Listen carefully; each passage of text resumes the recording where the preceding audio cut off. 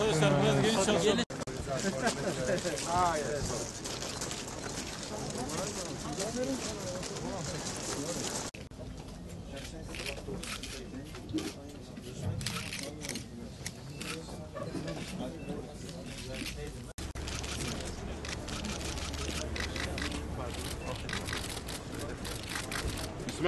İsmail otur.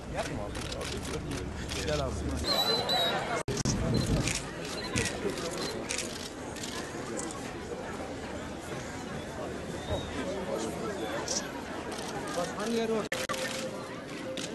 Kulakal, tebrik ya Muhammed. Kulakal.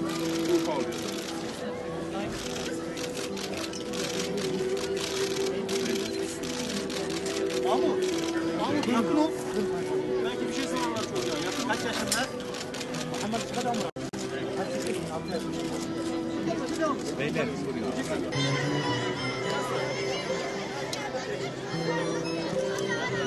Mensuplara ve değerli misafirler, hoş geldiniz.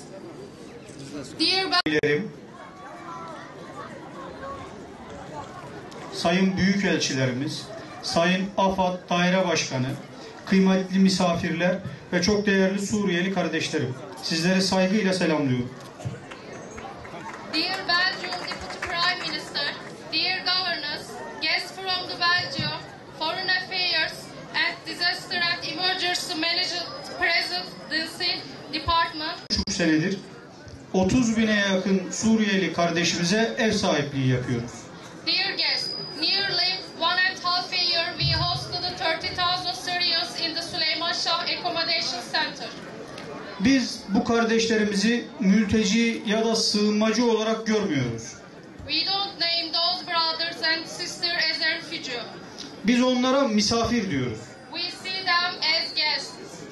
Resmi yazışmalarımızda dahi bu ibareyi kullanıyoruz. At our formal correspondence, we use the sentence of guest for them. Çünkü değerli arkadaşlar, Türk örfünde misafirin çok önemli bir yeri var. Dear guests, as Turk customs, guests are more important than the host.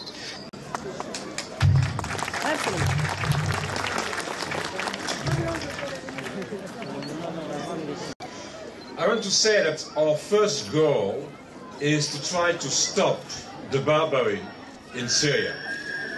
Şunu demek istiyorum ki ilk ana hedefimiz Suriye'deki akan kanı ve barbarlığı durdurmak.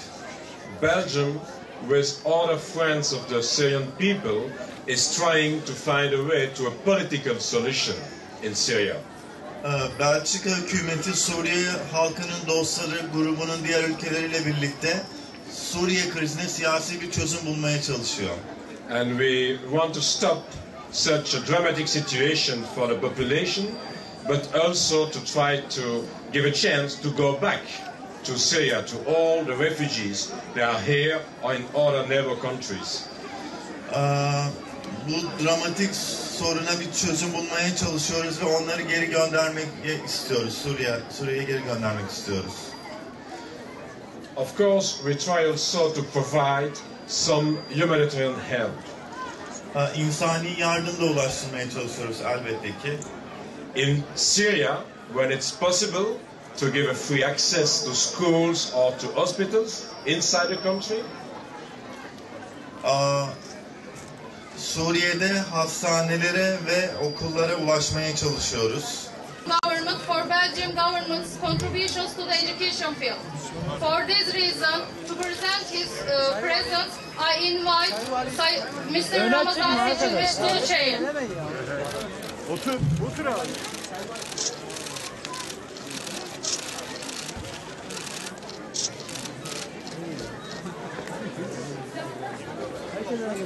Herkes içinden girdi, anlamadım.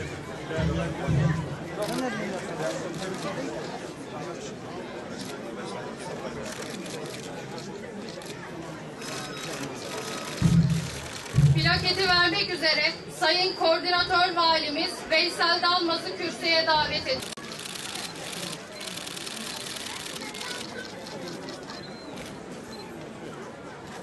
Arkadaşlar,